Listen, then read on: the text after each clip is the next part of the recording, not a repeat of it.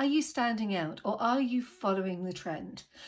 It's really easy on social media to get caught up in what everybody else is doing and feel like you have to do the same post. You have to, at the beginning of the year, post about goals. You have to talk at the end of the quarter about what you've achieved and what you haven't achieved. You must send out newsletters.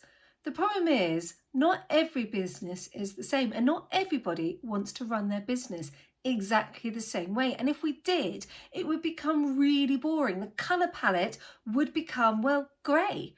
So when it comes to using social media for your business, you need to think about what you want, what your end goal is. Now, if you only want to post one day a week, that's absolutely fine. If you only want to send a newsletter once a quarter, guess what? That's also fine. You do not need to do what everybody is shouting at you to do. Make this year the year that you decide to stand up and be you.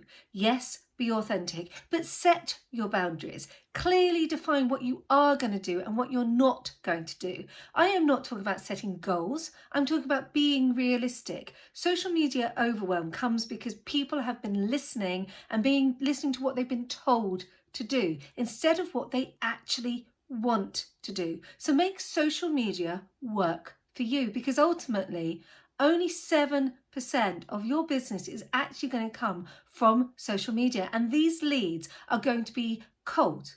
They're going to need to be nurtured. They're going to need to have attention, and the sales cycle is really, really long. It's different if you're selling a product, but if you're selling a service, it is a long sales process. So give yourself a break.